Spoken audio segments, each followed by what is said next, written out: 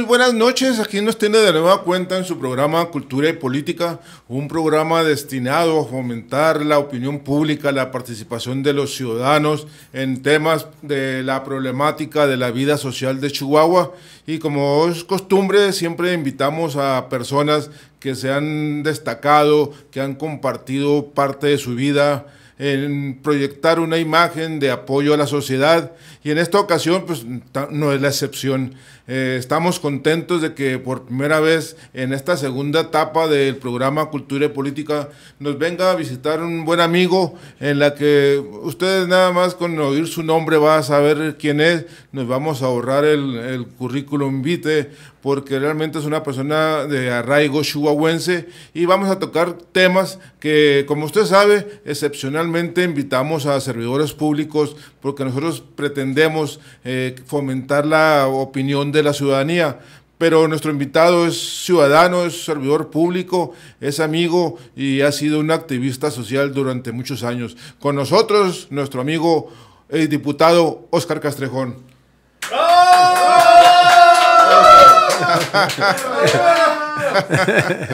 No, muchas gracias. ¡Soy tu fan! No, pues qué agradable. ¡Arriba Cortinas Burra! Qué ¿Qué te agradable. parece la recepción? Una agradable recepción con Toño, y un gusto estar aquí, un placer, Gerardo. Y gracias, muchas gracias a todos. Pues aquí estamos en Cultura y Política. Ya antes habíamos estado allá por un restaurante, en una ocasión me invitaste, no sé si te recuerdas. Así es. A las 8 en el restaurante La Casa. Muy agradable también. Y aquí el tema que gusten abordar, o quienes nos están viendo, si hay alguna pregunta, algún tema, con todo gusto. Ah, sí, claro que sí. En este auditorio que nos está viendo, Óscar, posiblemente más adelante nos va a hacer alguna pregunta de interés para nosotros, y obviamente aquí en pantalla tú lo estás viendo, van a salir las preguntas en tu celular. Si le estás compartiendo el programa, sí, pues tus amigos del Face van a estar atentos a ello. Pero mira, ahorita el tema es precisamente la pésima imagen que está dando el Congreso del Estado, primeramente con la acción de inconstitucionalidad que presentó Morena por la reforma constitucional en materia judicial, y ahora pues con tristeza, con frustración personal y profesional, pues nos han negado los juicios políticos, y que realmente es algo que impacta negativamente en la participación ciudadana. ¿Cuál es tu opinión en ese sentido? Nosotros promovimos la acción de inconstitucionalidad. Finalmente obtuvimos el 33% para poderla promover, a partir de que la diputada Ilse América firmó. Y creemos que eso fue algo apresurado y que tenía alguna dedicatoria, particularmente en el Consejo de la Judicatura, porque si hay, lo que no suena lógico, suena irregular. Si hay una reforma integral a la Constitución del Estado de Chihuahua, y si estas eran reformas constitucionales, pues tenían que haber ido en todo un paquete, y ese paquete tendrían que haber ido las reformas que querían hacerle al Poder Judicial. Sin embargo, yo pienso que se cometieron por parte del bloque del PAN y del PRI algunas cosas que no le checaban, y finalmente perdieron la posibilidad de que todo fuera legal. Nosotros creemos que esa reforma que se hizo a la Constitución para reformar el Poder Judicial no terminó por hacer todo lo que se llama el proceso legislativo, porque tenían mucha prisa por que se aprobara, aunque no tuvieran los votos de nosotros. Y sobre todo, Óscar, una cuestión que nosotros siempre hemos criticado en la política de los grupos mayoritarios, ¿verdad? Obviamente tú lo acabas de comentar, PRI, PAN y Movimiento Ciudadano. La cuestión es que han incumplido de manera reiterada la figura del Parlamento abierto. Exactamente. Nosotros tenemos mucha preocupación como ciudadanos, a ti te consta, le hemos platicado, de que cualquier reforma constitucional debe plantearse la opinión de la ciudadanía. No debe darse a la fast track, como tú dices, rápidamente por cubrir tiempos. Y desgraciadamente, pues nosotros como ciudadanos no pudimos presentar una acción de inconstitucionalidad, y en ese sentido pues nos sentimos complacidos como ciudadanos de que Morena hubiera presentado la acción de inconstitucionalidad. Sí, me parece que en una de esas reuniones me tocó verte por ahí. Un servidor en comisiones, para el público que nos ve. En comisiones nada van con derecho a voto los que integran la comisión. En este caso yo no le integraba, pero los diputados que queremos entrar a las juntas de las comisiones podemos entrar con derecho a voz, pero no a voto. Entonces ahí era el diputado Omar Bazán, y una sesión pedí que se escuchara a quienes están empapados de eso, que eran los colegios de abogados o magistrados o a los mismos magistrados.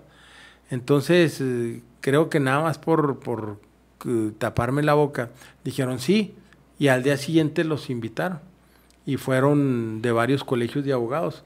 Recuerdo el licenciado Marcelo Valenzuela, fue también el foro de abogados a través de Carlos Martínez, fueron otros colegios, fueron algunos jueces, me parece que fue Alejandra Ramos, fue la licenciada ex magistrada Rosy Jurado, me parece, y creo que también nomás les dieron a tole con el dedo, porque los escucharon, dijeron que iban a analizar las cosas, tomar en cuenta las cosas que propusieron.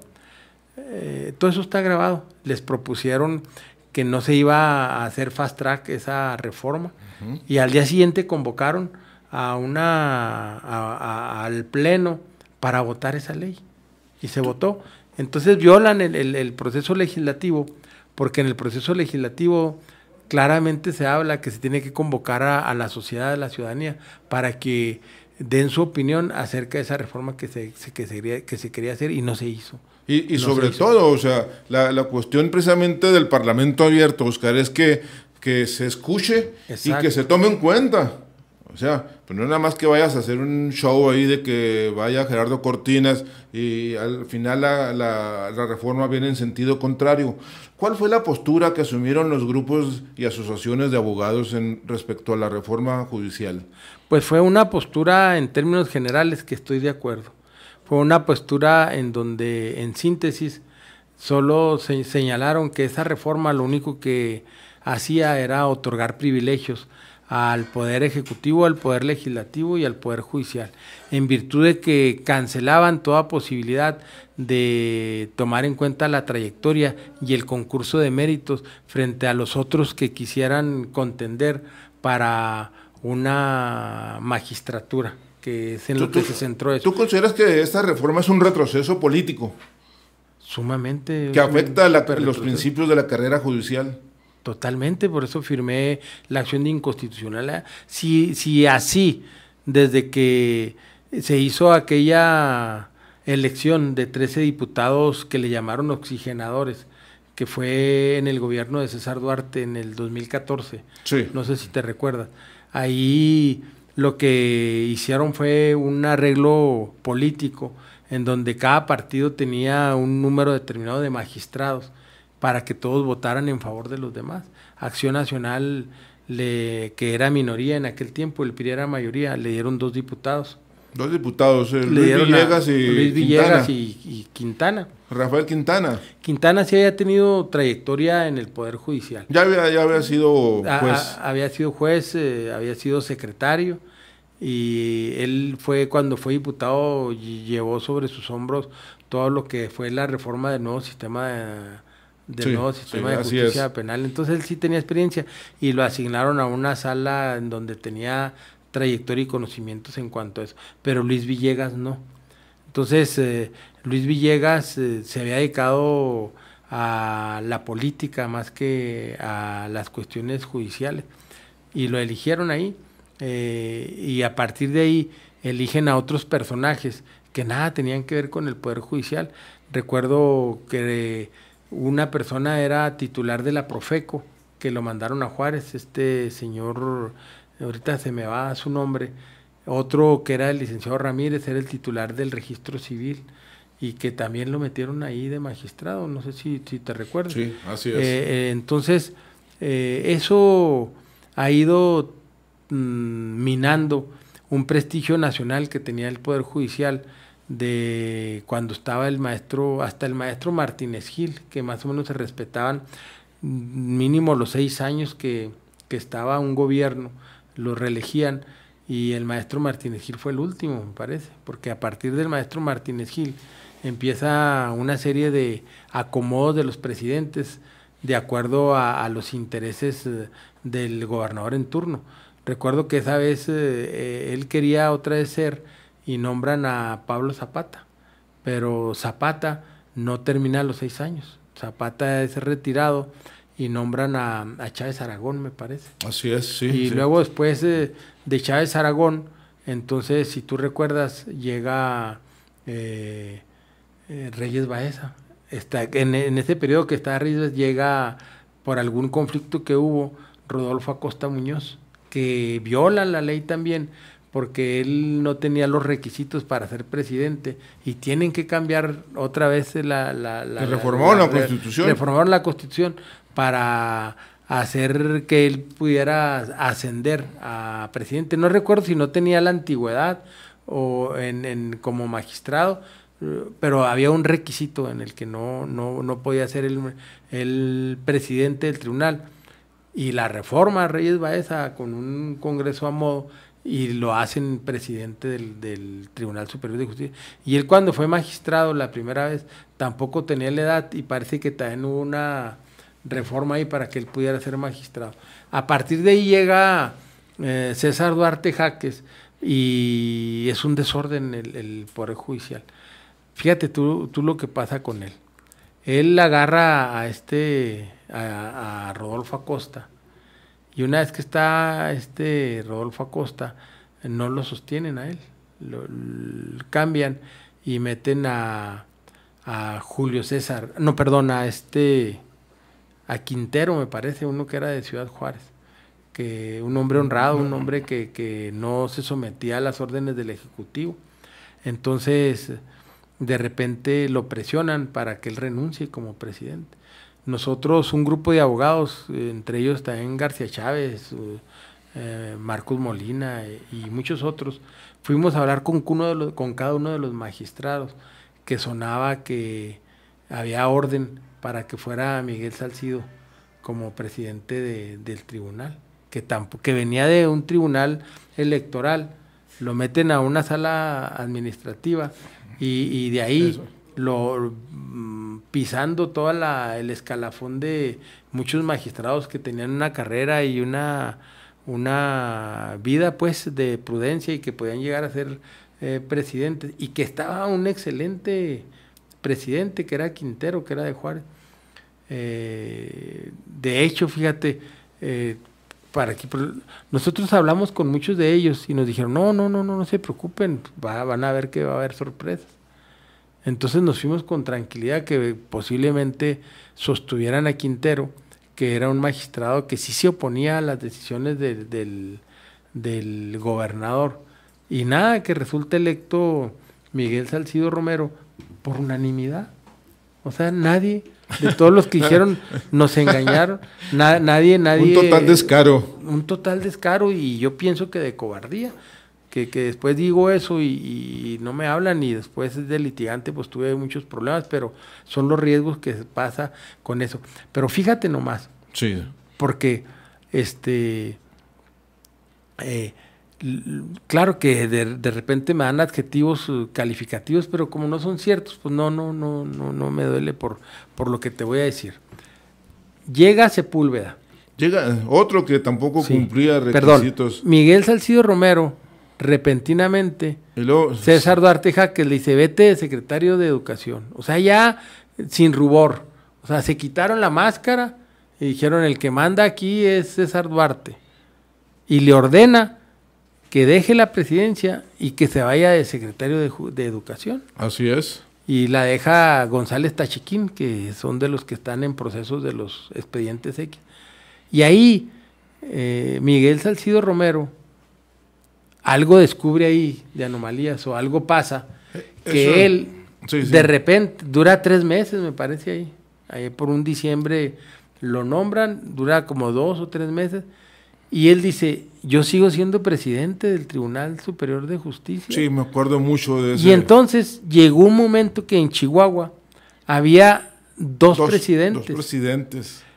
Ese es el silogismo. Hay 2 presidentes. El siguiente silogismo. Uno es falso y otro es verdadero, necesariamente. O uno de facto y uno jurídico. Sí, pero no hay, pero uno estaba mintiendo. La conclusión que es que alguno de los 2 estaba cometiendo el delito de usurpación de funciones. Y nunca se hizo nada. Porque no puede haber 2. No, es absurdo. Es absurdo. No puede haber 2. Pudiera haber 2. Y parece que se firmaron documentos. Pudiera haber 2 nada más en el caso de que fuera uno propietario y otro suplente. Claro, y ahí no era. Porque ahora Sepúlveda pues se anda ostentando como impoluto, pues, como que él no ha cometido nada. Y él y muchos exartistas han salido a Garfio, me parece, él y otros a ostentarse como con una conducta intachable, me explico.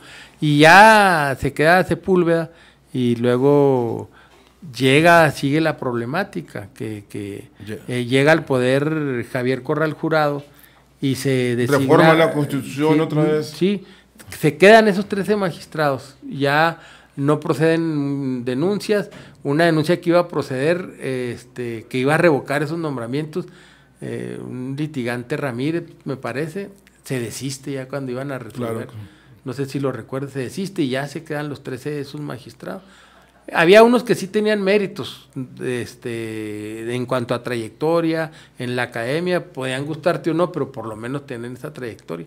Y cuando llega Javier Corral Jurado, él, antes de esa reforma que después la hacen, nombra, obviamente que los nombran los magistrados, porque así dice la ley orgánica del Poder Judicial, pero nombran a Julio César Castro. Así es. Julio César Castro, cuando él entra de magistrado, él no tenía en ese momento esa trayectoria judicial, él era litigante, un litigante muy respetado y muy honrado, era buen litigante.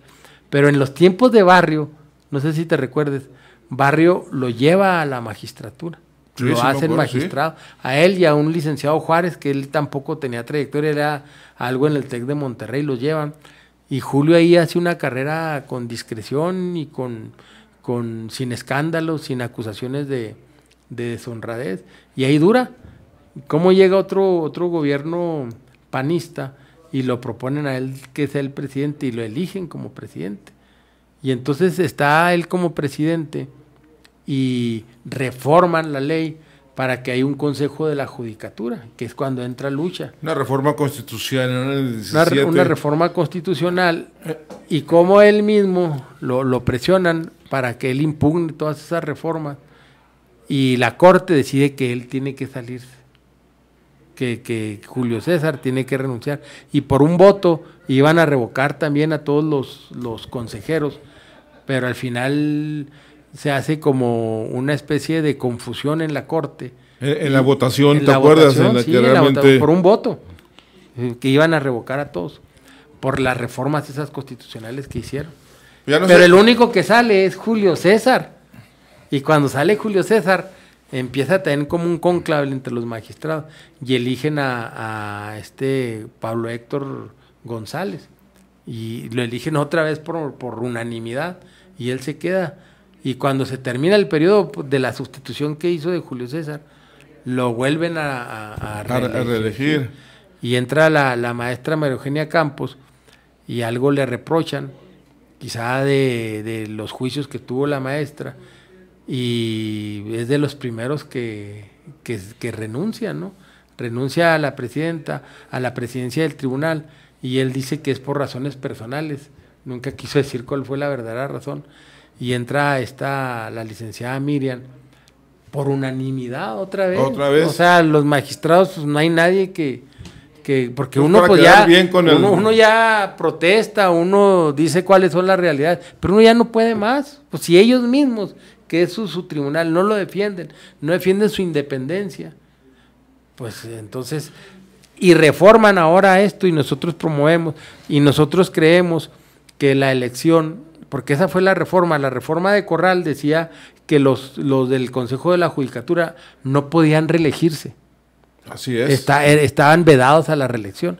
Entonces, cuando entra estos nuevos gobiernos, hay muchas renuncias de consejeros. Ajá. Entonces, eligen a Luis Villegas como consejero, y ahí es donde te dije el error de ellos. Entonces, él terminaba, me parece que... El último de abril. Era sí, el plazo. El o de último mayo, de abril o o de el mayo. 8 de mayo, por decir el 8 de mayo. Entonces, Sí. convocan a la sesión extraordinaria y lo convocan ya en mayo. Pero como era reforma constitucional. Todavía no aplicaba la reelección. No, exacto. Una vez que nosotros votamos en contra, pero la mayoría necesaria votó a favor, tenía que irse a cada una de las ayuntamientos para que la mitad más uno de los ayuntamientos votaran esa reforma constitucional, porque es el constituyente permanente, o municipios que tuvieran más del 50% de... Chihuahua y Juárez. Sí, Chihuahua y el de Juárez sí votó a favor en contra de lo que votamos Gustavo nosotros. Franco Oliva nos está comunicando, hoy estamos de lujo en el programa, está el diputado de Morena, licenciado Castrejón, mis respetos para los dos. Ay, muchas gracias, muchas gracias. José Donel Aguirre, saludos al programa, muy interesante el tema, un abrazo a ambos. Muchas gracias, Josué. Oscar, Entonces, te voy a interrumpir, sí, para darle un poco más de apertura al tema. Sí. ¿Tú Mira, consideras... No, todavía tenemos mucho tiempo aquí todavía. Y luego le vamos a pedir pilón a Alfredo ahí porque el tema está interesante. Yo considero, no sé si tú tengas otra opinión o semejante a la mía, yo considero que los cargos de presidente del Supremo Tribunal han sido un botín político. Han sido designaciones del Ejecutivo para tener un control del Poder Judicial. ¿Tú qué opinas? lo mismo. Lo mismo. Lo mismo. Yo le propuse a mi coordinador, al licenciado Cuauhtémoc Estrada, que esa reforma debería de ir hacia que los jueces y magistrados, como era en la Constitución del 57, deberían ser electos por la ciudadanía a través de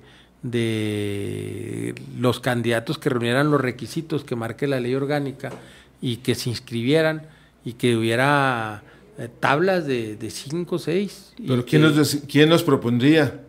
Un grupo de barras de abogados, del mismo Ejecutivo, del mismo Poder Judicial, que cada quien eligiera 5. 5 el Poder Judicial, 5 el Poder Legislativo, 5 el Poder Ejecutivo y 5 la ciudadanía, las barras, colegios. De esos 20, entonces el Instituto Estatal Electoral tendría que convocar a votación para ver a quién elegías y que de ahí salieran. ¿Por planilla o individual? No, tiene que ser individual. O sea, de los okay. 20, hay una sala, 20, hay una sala acéfala, ahí están esos 20. Y que cada uno hubiera debates o que hicieran su campaña como pudieran, en el sentido de meterlo a votación, porque ahí no tendrían compromiso con nadie. Otro tema, Oscar, que me interesa mucho. Mira, sobre todo desde la reforma que aprobó César Duarte, en la que nosotros estuvimos atentos, criticamos a través de nuestra línea editorial, en la que realmente pues hubo una confabulación política entre el PRI y el PAN, ¿verdad?, para meter a los magistrados oxigenadores. Pero sin embargo volvió a seguir un tema que me preocupa mucho, y yo quisiera conocer tu opinión. Por debajo del agua se han incrustado funcionarios del gobierno del Estado y en especial del Tribunal Estatal Electoral. Se han incrustado como secretarios de estudio, proyectistas en las salas. O sea, le están quitando la oportunidad a personas que ya tienen la experiencia de trabajar dentro del tribunal, en el sentido de que ya llega, pues por ejemplo, cuando entró Salcido, pues tres de sus servidores públicos del tribunal se fueron como secretarios de sala. Y dejó al magistrado, a Leo, ¿no? Sí. Sí, ese, también si tú revisas mis discursos, mis declaraciones, siempre he señalado que el Poder Judicial federal y el del Estado son verdaderas monarquías judiciales. ¿A qué me refiero con monarquías judiciales? A que en las monarquías que no son democracia, obviamente, hay esas tres formas de gobierno, ¿no? La aristocracia, la monarquía y la democracia. En la monarquía el poder se hereda por la sangre.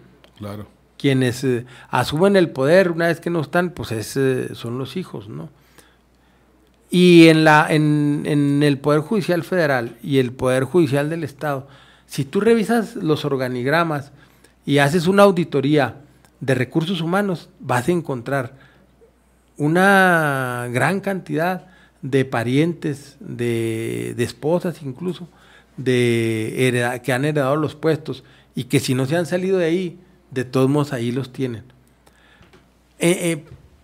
Per se, o sea, por sí mismo, ese tema es malo, porque Estás hablando de un nepotismo judicial. Sí, absoluto, pero todavía más allá que el nepotismo. Que ahorita acabamos de tener un ejemplo terrible de nepotismo hacia el gobierno del Estado, pero ahorita lo comento. El parentesco es por tres vías. Sí, señor. Es el parentesco consanguíneo, que ahí cabría lo que llamamos del nepotismo. Es el parentesco por afinidad. El parentesco por afinidad son los parientes de la esposa o los parientes del esposo. Y los parientes por la vía civil, que es la adopción. Hay esos tres tipos de parentesco. Si haces una auditoría de recursos humanos en el Poder Judicial Federal y en el Poder Judicial del Estado, te vas a encontrar que están entrelazados ahí no nada más los hijos o primos, cuñados, sino también esposa y cuñadas y etcétera, etcétera. Yernos. Ahora, por sí mismo el nepotismo es reprobable, y el amiguismo y el compadrazgo, porque entran sabiéndose que difícil los van a correr porque tienen padrinos. O sea, no se preocupan en muchas ocasiones, en otras a lo mejor sí, en ver bien cómo resuelven, en ver la imparcialidad, el estudio, etcétera, porque hagan lo que hagan, tienen a alguien que los protege hacia arriba. Además de eso, por ejemplo, si yo ayudo a mi esposa, a mi cuñada, a un primo o a mi hijo, que hay mucho así, que son jueces de primera instancia. Mira, otra vez Gustavo Franco Olivas, te voy a interrumpir. Pues es el mismo recado. Sí, ya lo veo. Sí, gracias. Sí, el sistema de derecho trata que si un juez se equivoca, tú tienes derecho a apelar para que revise un juez superior que se llama magistrado una resolución que a ti no te gusta o que tú crees que te agravió y que te violaron los derechos. Pero si cae en la sala del papá o en la sala de la tía o en la sala del primo, pues se van a proteger entre ellos. Y entonces, siempre al final, el que sale perjudicado es el ciudadano. Definitivamente, sí, sí. Pues entonces, porque no tiene ninguna garantía de independencia. Sí, hay una pregunta también. Porque hay veces que no se parecen los apellidos y cae en una sala y tú dices, no, pues ese no tiene... No, pero pues no se parecen los apellidos porque es el cuñado, o es el cuñado de la esposa de él, o es el primo del esposo. Entonces, a veces te sacas de onda porque no sabes por dónde viene el trancazo. Hay una cosa también que te quería preguntarle, ya que estás tocando ese tema. En los maxijuicios se vio o se comentó Realmente pues, muchas veces cuando tú nomás estás a la expectativa de las notas periodísticas, Oscar, se vio cómo el gobernador del estado tiene una injerencia decisiva en el trámite de los juicios penales. Se dijo, se dice, se dirá que los jueces y los ministerios públicos tuvieron una parcialidad extrema con el afán de perseguir a los pseudoartistas. ¿Qué opinas al respecto? Pues mira, esa es una excelente pregunta, pero quien contestó lo que tú estás diciendo fue el juez Samuel. El juez Samuel fue el que llevó uno de los juicios de la maestra María Eugenia Campos. Él dijo que lo habían presionado. Salió a los medios a declarar eso, no sé si te recuerdas. Y salió a los medios a declarar eso antes que lo ratificaran. Con esa sola declaración era para que no lo hubieran ratificado. Porque un juez que señala eso te está diciendo a la sociedad, que es a los que se deben, que él, cuando lo presionen, va a hacer lo que le diga el que le presione. A él no lo dieron a ratificado. Pero a lo mejor le dijeron, te ratificamos si dices eso. Sí. Y no lo ratificaron. Entonces, las otras cosas que son de presiones externas es la gravedad. Y por eso yo decía, no, pues tienen que ser por elección. Hay un juzgado que hay que elegirlo.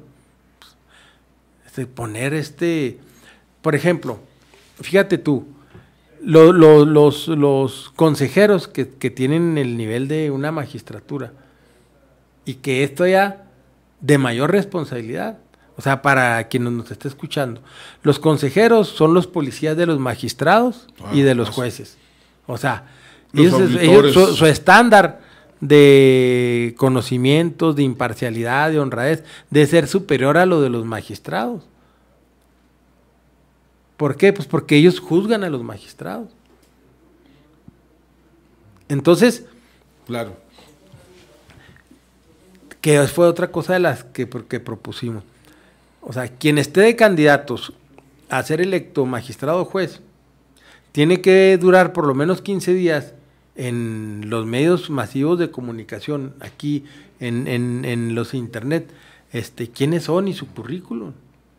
Para que la gente diga, ya si no hay es por elección, para que llegue al Congreso que se erige actualmente en colegio electoral, para que sepan quiénes son.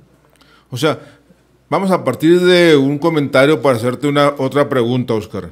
Obviamente nosotros consideramos que los que integran el Consejo de la Judicatura, por su calidad de policía, de auditores, de todos los funcionarios judiciales, pues deben ser personas probas, con mucha experiencia, con un sentido de justicia. ¿Estamos de acuerdo? Totalmente. Pero el caso es el siguiente, algo que también te quiero comentar, que hace unos años yo presenté un juicio de amparo en contra de la designación de Lucha Castro. Lucha Castro no merecía ni siquiera ser consejera de la Judicatura. Era una delincuente contumaz, junto con Gabino Gómez, por evitar los desalojos, en la que prácticamente pues, impedían la ejecución de sentencias judiciales. Mas, sin embargo, Javier Corral la designó como consejera.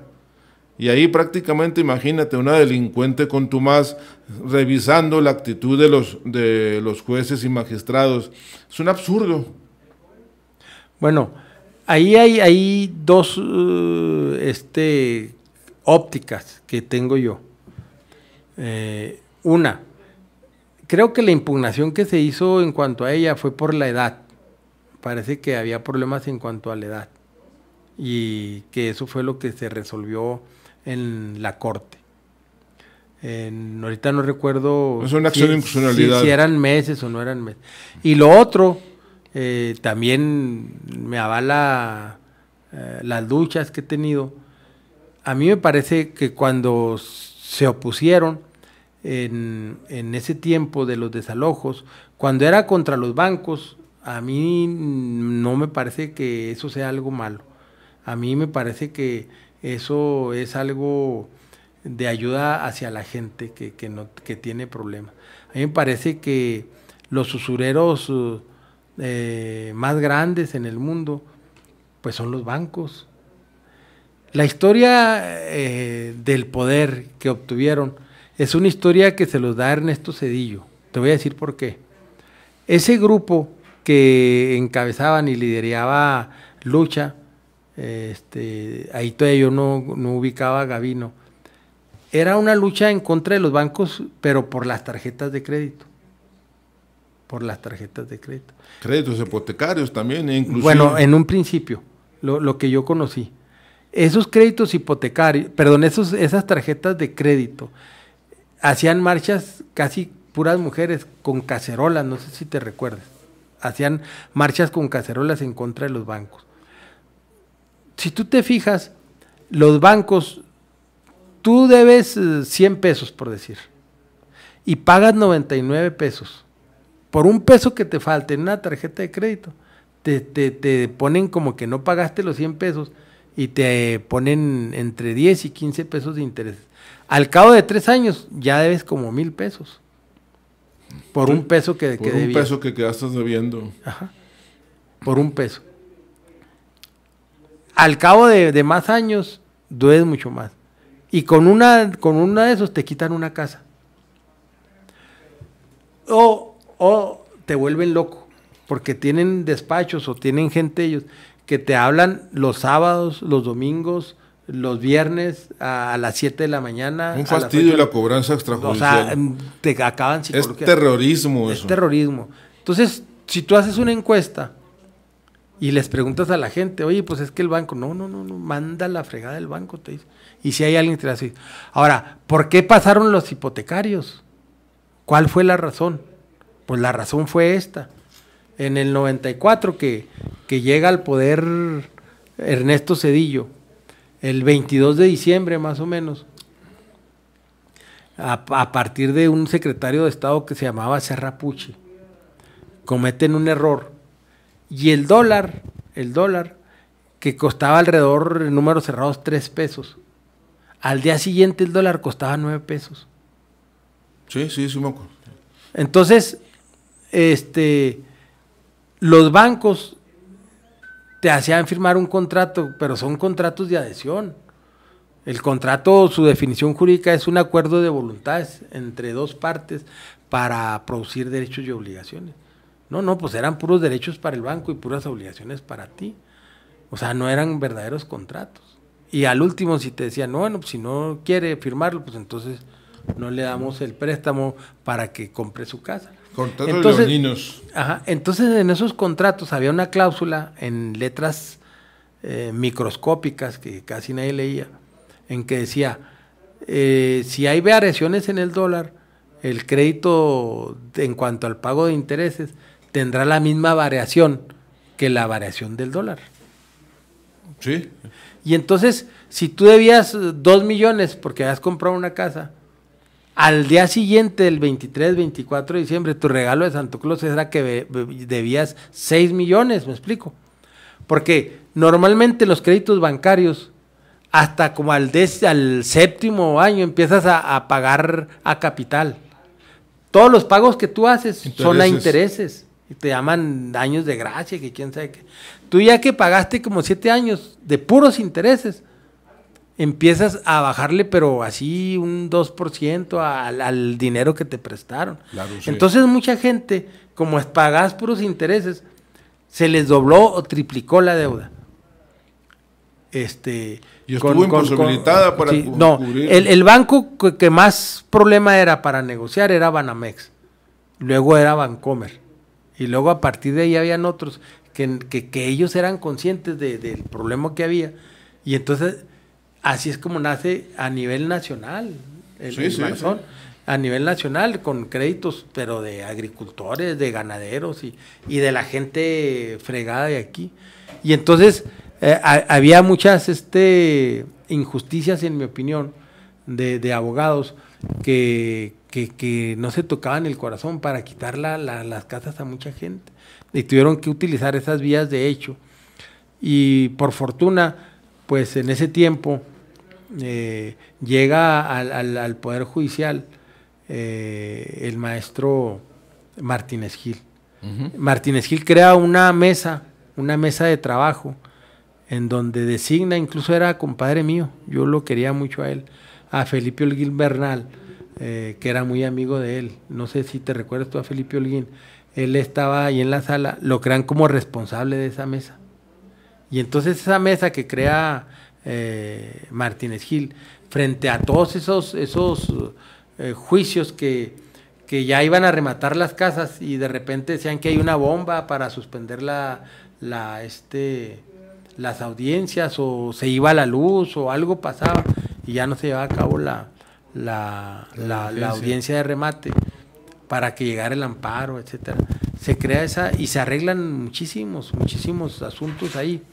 Y luego llega al poder Patricio Martínez García, y Patricio Martínez García hace un fideicomiso, fíjate, porque él veía que era una injusticia, y también Martínez Gil. Sí, claro, sí. Veían que era una injusticia, y entonces dice, no, pues hay que hacer un fideicomiso. Y él llama a negociar a los bancos, o sea, va a México y le dice, no, pues aquí en Chihuahua tienen que negociar. Y te voy a decir por qué en Chihuahua. Y generan al nombre de responsable a Carlos Olivas, que en Delicias le decían el Carnecho, no sé si tú lo recuerdas al Carnecho. Sí, también. Él era el responsable de ese fideicomiso. Y ahí es donde entran a negociar muchísimos casos de eso. ¿Por qué? Porque los empresarios, los banqueros, la gente picuda, la gente grande, Zedillo les crea el Fobaproa. Y entonces ellos dicen, ustedes no deben nada, a ustedes, que ese fue el pretexto, ustedes sigan generando empleo, sigan generando esto, y sus deudas las va a pagar el pueblo a través de los impuestos, que hasta la fecha la estamos pagando. Entonces se genera eso y así es como nace, ¿no? Ya sí hay otras cosas, pero en cuanto a los bancos, pues a mí me parecía algo bueno, porque los bancos que ya los habían salvado, aparte estaban fregando a otras personas a través de esos créditos. Ahora, ¿por qué en Chihuahua, Gerardo? ¿Por qué en Chihuahua? Porque en otros estados de la República existía una regla jurídica que viene desde hace 2000 años con los romanos, que se llamaba la regla rebus sic stantibus. Hay dos reglas en los contratos. Una regla que se llama la pacta sunt servanda y a otra la rebus sic stantibus, que ahorita explico qué es cada una.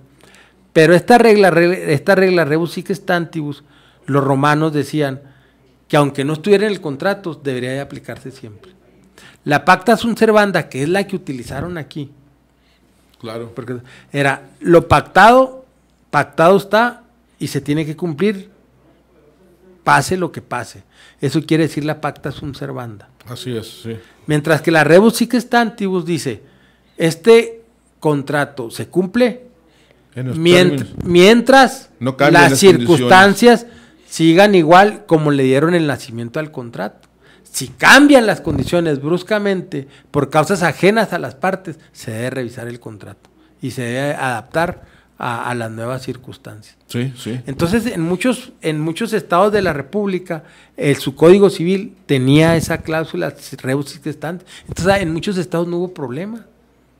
Pues ahí ni apareció el Barzón. O sea, nomás en Chihuahua. En Chihuahua hay otros 2 o 3 estados, porque no todos lo tenían. Ya existe, la creó Patricio en su gobierno, que tenía como secretario a Víctor Anchondo Paredes, y él sí sabía de eso. Y ya está, y si tú ves esa cláusula, ves el año en que está, debe ser del 99, del 2000, esa reforma al Código Civil, pero ya el daño ya estaba hecho.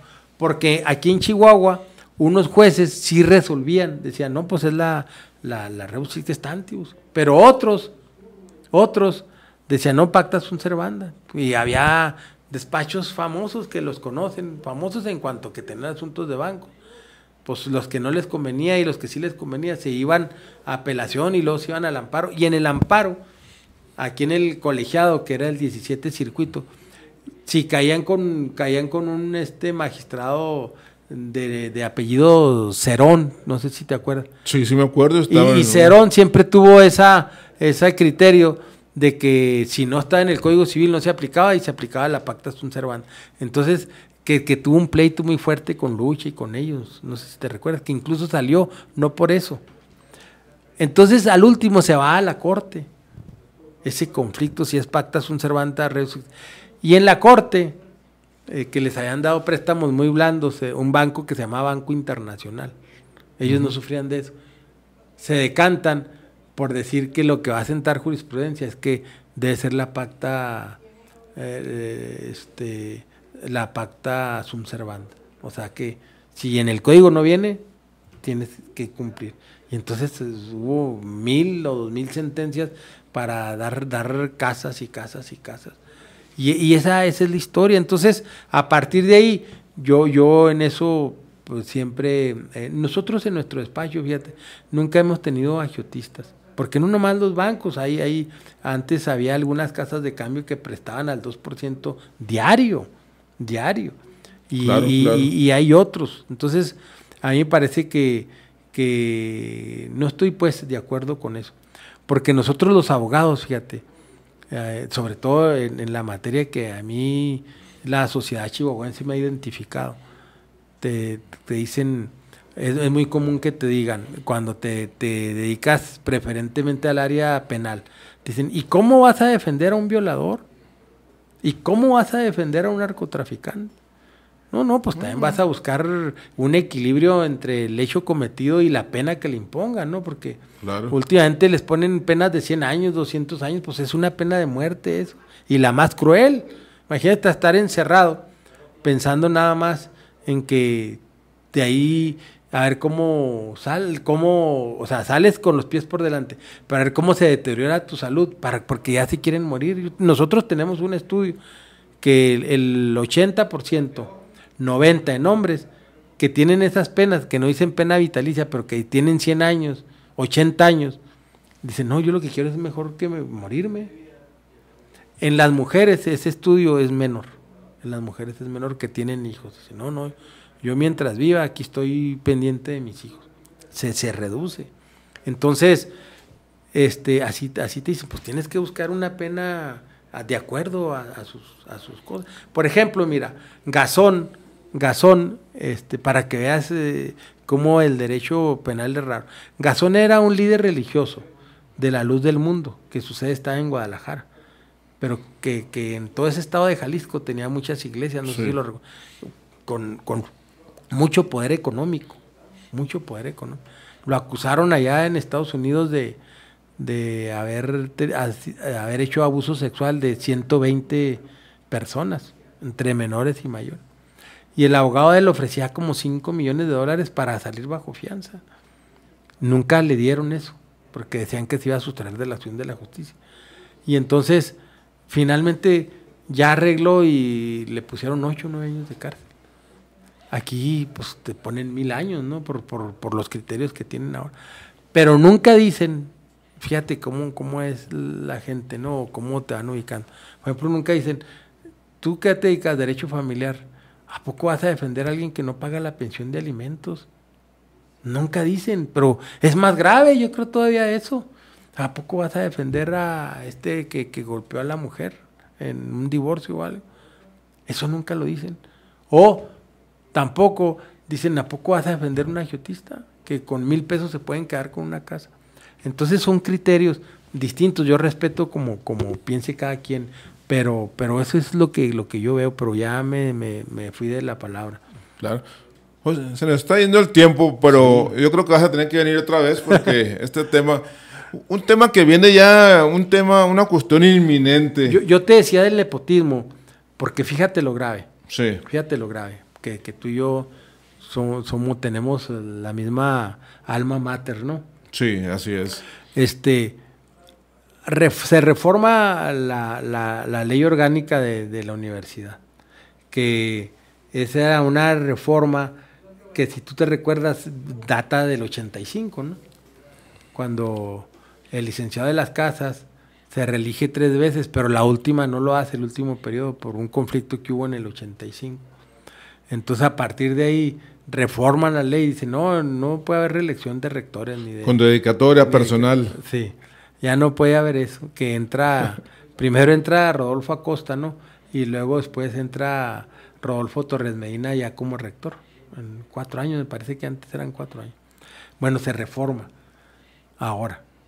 Entonces, Duarte también ahí hizo una cosa que me parece que no estuvo bien. O sea, de 4 les hizo una extensión de 2 y cursaron 6 años. El caso es que todo el mundo pensaba que esa reforma era para que fuera rector el doctor Villalobos o Mario Treviso o alguien así. Pues nada, que al último eligen como rector, hablando de nepotismo, a Luis Rivera Campos, que se han señalado que tiene un parentesco por consanguinidad con la gobernadora. Así es. O sea, consecuencia, hay nepotismo. O sea, un nepotismo que ahí lo va a tener 6 años, o no recuerdo cuánto es el periodo. Pero fíjate lo más grave. Él era director de Derecho, que le heredó su padre, le heredó el puesto de director de Derecho. Se pide ya licencia para prepararse para la rectoría y deja al papá. O sea, no sé, ese nepotismo será al revés o cómo será. Pero el papá, Luis Alfonso Rivera Soto, creo yo que por rubor, por proteger a su hijo, no debió haber aceptado. Ahora, ¿por qué? Porque él tenía que haber dicho, no, yo no. Si Castrejón o algún otro dice que él tiene actos incorrectos aquí de tráfico de influencias, que se autodió los tiempos completos a él y a su círculo de amigos, o si hay otras cosas, que venga otro y que revisen lo que quieran para que ya está limpio. Pero no, o sea, el deseo del poder y de los puestos es tanto. O sea, ya su hijo de rector dijo, no, sí acepto, y ahí está. ¿Te fijas esos absurdos? ¿Te fijas por qué no debe haber nepotismos, esos amigos? Y ahí está. O sea, por hacerle algo bien al hijo de haber dicho, yo no acepto. Que venga el otro decano, el decano, o sea, es el más antiguo de maestro, que venga el que sigue. Y no. Y no. No. Se van, no, pues es que se quedan con es mucho el amor al poder. Es mucho. ¿Sí me explico? Yo hice anuncié una huelga de hambre porque me han golpeado mucho a mi señora, se han metido con la familia, ni la mafia se mete con la familia, y hasta con la familia de ella, en campañas de que quieren desprestigiarme para que la gente no me crea, pero uno con su conciencia que esté tranquila, golpearon a mi hijo, o sea, golpearon en el sentido que lo corrieron, y no, una bola de cosas, ¿no? Entonces, voy para que se genere en la universidad la denuncia, ¿no? Entonces me hablan varios amigos, porque fue mucha gente a apoyarme. Me dicen, oye, ellos aman mucho el poder, pues si tú vas a la huelga de hambre, pues a ellos no les va a importar que te mueras, porque ellos dicen, si se muere Castrejón, mejor, ya nos quitamos a ese que está friegue y friegue, ¿no? Entonces ten cuidado. No, le dije, pues sí, le digo, pero no me queda otra. Le digo, he dicho por todos los medios, ya golpearon a la familia, ya a mí ya me sacaron una campaña de desprestigio, ya todo esto, pues qué más me queda. Pero finalmente, pues en una entrevista con el rector, me dice, no, mire, aquí está ya dándosele trámite, que era lo que un servidor quería, ¿no? Aquí está ya en la Comisión de Honor y Justicia. Hoy quién sabe qué pasará en cuanto a eso. Pero lo que sí ve la sociedad tiene que ver lo que es el amor al poder, ¿sí me explico? Ya deja tú él, pues ya está ahí, pero el papá, o sea, ¿cómo va a aceptar? En lugar de mandar el mensaje a la sociedad, yo saco las manos.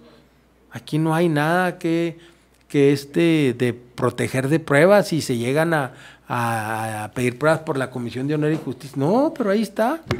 Ahí está. Órale, como si fuera una escuela privada, ¿no? Que en las escuelas privadas, pues sí, ¿no? Le dejas la rectoría a tu hijo o a quien tú quieras, ¿no? Como que es el problema de Gertz Manero, de una universidad que es familiar y traen una de denuncias y demandas por a ver quién se queda con la universidad. Por quedarse, sí.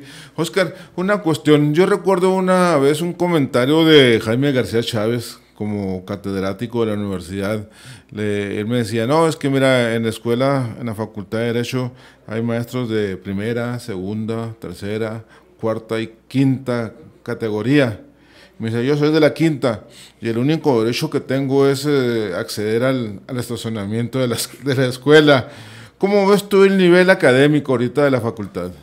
Mira, Dentro de esa lucha de poder. El nivel académico y escuché, o sea, el nivel académico ha caído, no por parte de un servidor, porque un servidor todos los días estudio algo para que aprovechen mis alumnos. Sí.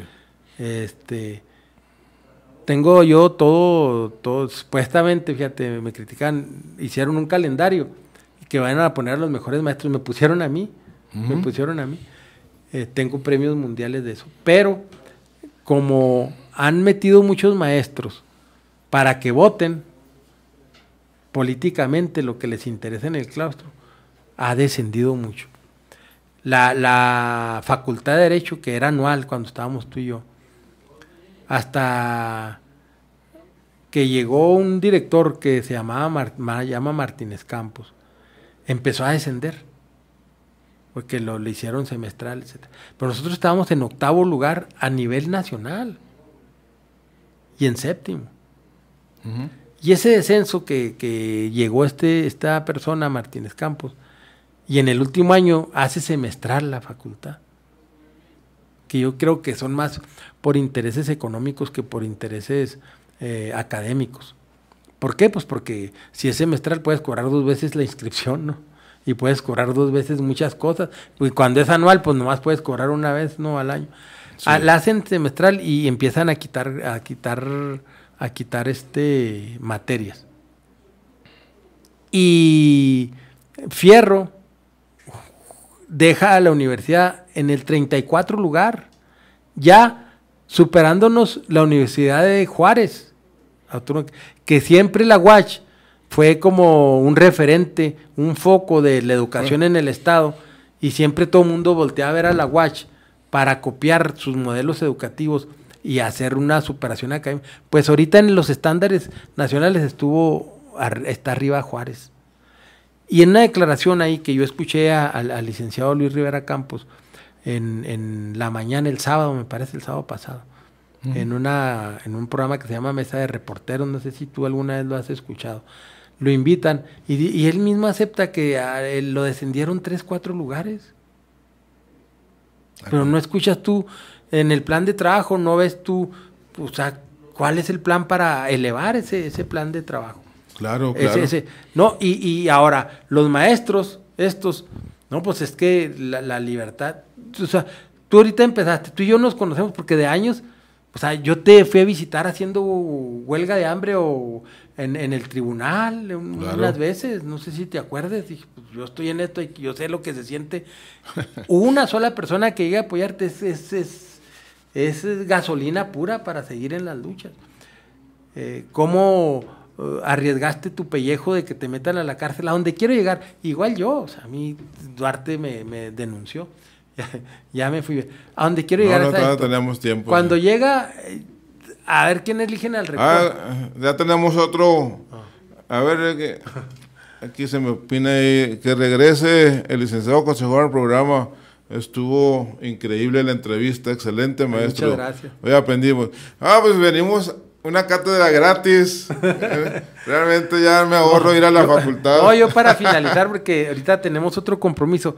Lo eligen y nadie protesta. A mí no me dejaron entrar ya al último claustro.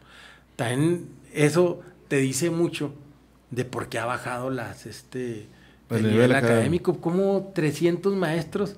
No, nadie es para alegar cosas que ellos mismos, porque por abajo sí me dicen. Bueno, pues déjame decirte algo al respecto. Hace como 2-3 años fui a la facultad pues a saludar a la gente.